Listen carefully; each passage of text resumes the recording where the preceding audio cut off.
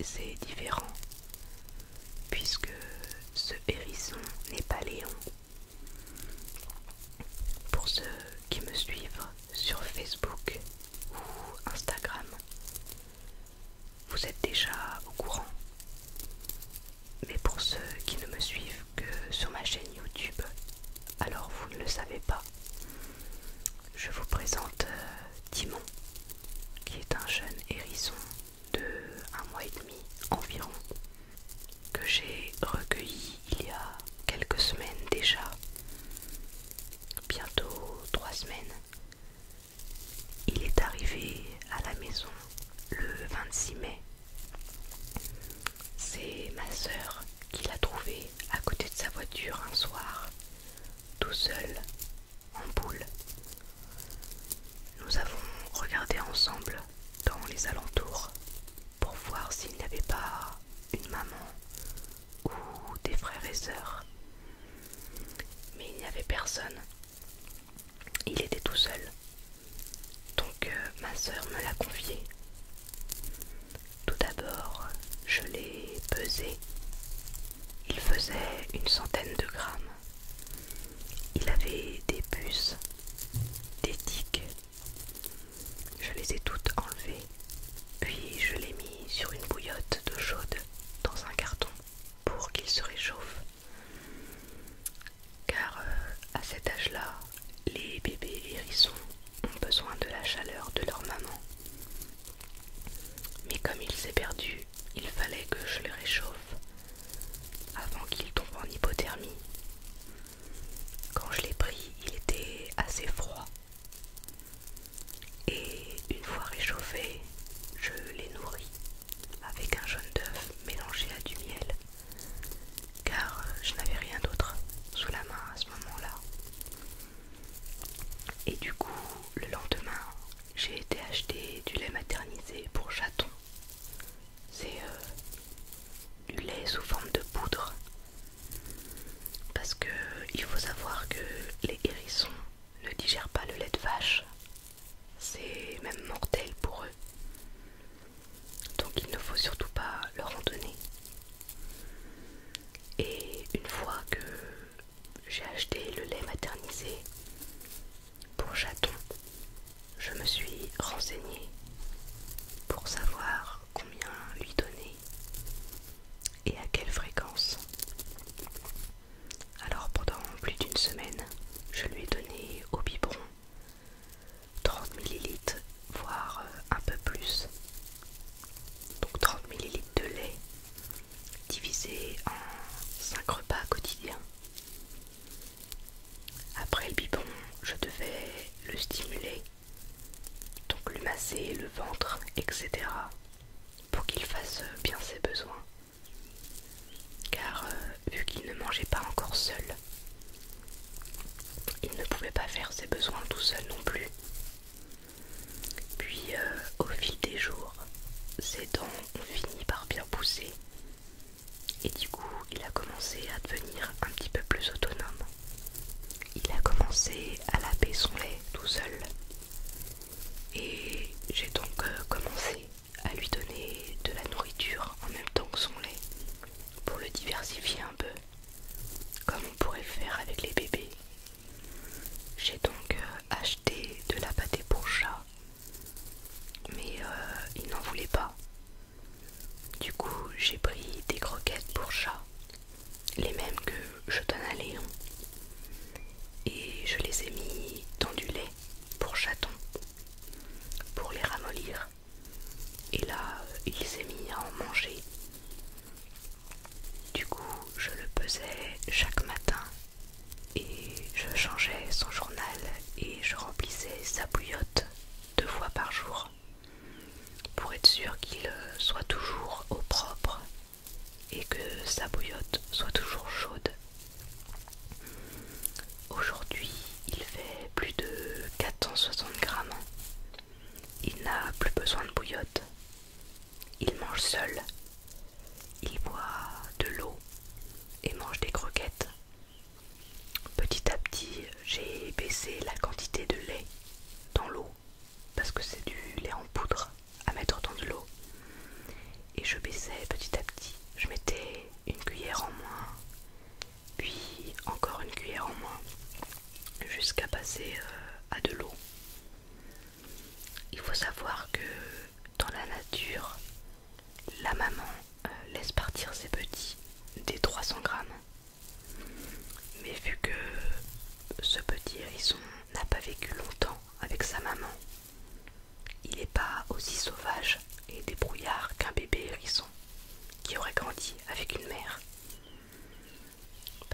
maman, elle aide et elle apprend ses petits à chasser.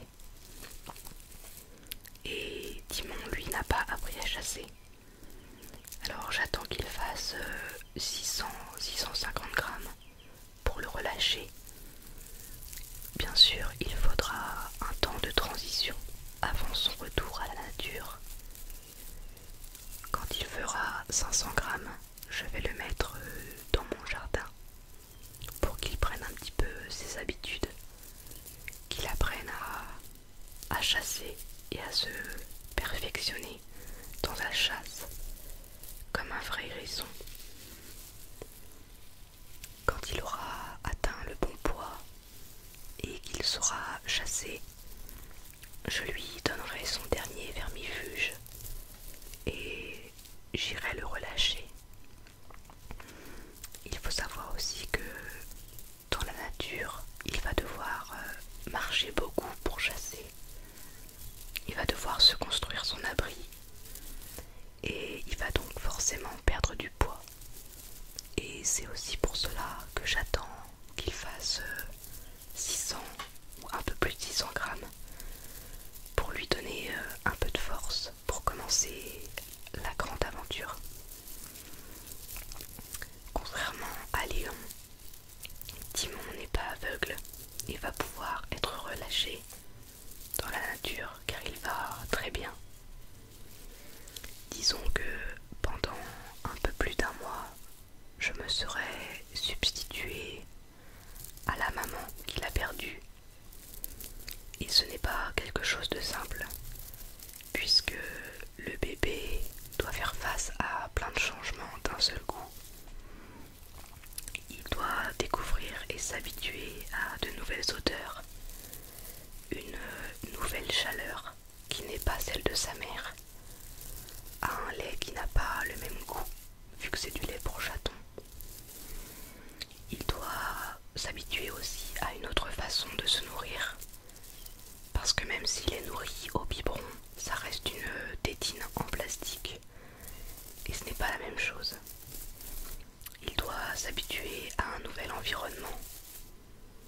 Il doit essayer de faire confiance à un être humain, chose qu'il n'a jamais fait, et peut-être qu'il n'avait jamais vu d'être humain avant. Après avoir recueilli Léon, il y a déjà 3 mois, je me suis beaucoup intéressée aux hérissons. J'ai déjà eu la chance de croiser des hérissons avant lui, de les voir vivre dans mon jardin et manger dans la gamelle de mes chats. Mais pour Léon, c'était quand même différent. Il a fallu que je me renseigne comme il faut pour lui apporter tout ce dont il avait besoin. Donc en peu de temps, j'ai appris beaucoup de choses sur eux. Je me suis renseignée sur internet, mais j'ai aussi demandé de l'aide au sanctuaire des hérissons.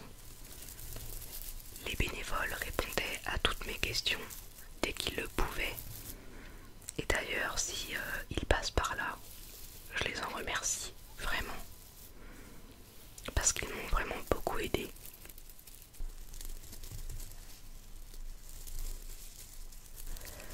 Donc voilà, Timon va bien et sera bientôt relâché. Et ça me fait vraiment hyper plaisir, parce que tous les orphelins n'ont pas cette chance. J'ai recueilli 2 autres petits qui n'ont malheureusement pas survécu. Il y avait un petit mâle de moins de 100 grammes qui est arrivé chez moi trop tard et qui a erré trop longtemps seul. Il était déjà en hypothermie quand je l'ai recueilli. Il était au bout de ses forces et du coup, il est mort dans mes mains le lendemain matin, après toute une nuit au chaud à le veiller. Et une petite femelle, Zoé, que j'ai gardée pendant 6 jours. J'ai tout fait, elle mangeait, mais elle ne prenait pas de poids. Du coup, j'ai été acheter un produit plus nutritif. Puis je lui ai donné un médicament sur les conseils du sanctuaire, mais ça n'a rien changé. avait sans doute une infection au niveau du système digestif qui l'empêchait de garder les nutriments dont son corps avait besoin pour rester en santé et bien grandir. Donc elle n'a pas survécu elle non plus. Et j'ai été vraiment très triste parce que c'est un échec. Je suis quelqu'un qui s'investit. Je m'investis énormément dans ces sauvetages, que ce soit physiquement, mais aussi mentalement, moralement. Et je ne peux pas m'habituer à la mort d'un animal, quel qu'il soit. Je me sens toujours coupable de ne pas avoir réussi.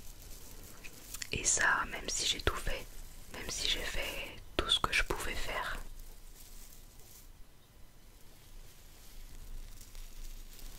Quand je recueille un animal, je l'imagine déjà en bonne santé dans la nature, en train de faire sa petite vie. Et quand ça finit comme ça, je suis extrêmement triste. Je sais que malheureusement ça arrive et qu'on ne peut pas sauver tout le monde, même si on le veut au plus profond de son cœur, que certains destins sont scellés avant même que l'homme intervienne. Les vétérinaires ne veulent pas prendre en charge les hérissons. Donc dans ces moments-là, on est un petit peu livré à soi-même. Et le poids est le seul indice de bonne santé auquel on peut vraiment se fier.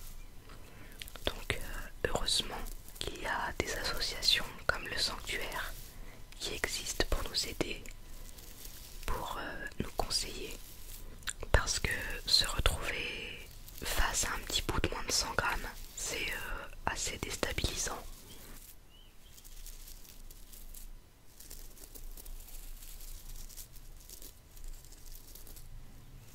Je voulais aussi vous remercier pour tous vos gentils messages de soutien dans ce genre de moment où je suis triste, parce que vous êtes toujours adorables et je suis hyper contente de partager tous ces moments avec vous, les bons comme les mauvais.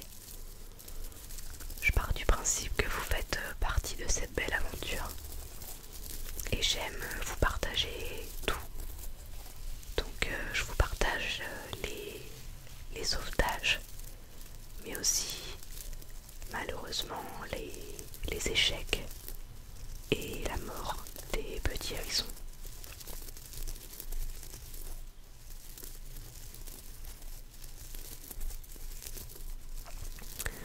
Donc voilà, je vous fais de gros bisous. J'espère que cette vidéo vous fera plaisir. A bientôt dans une prochaine vidéo.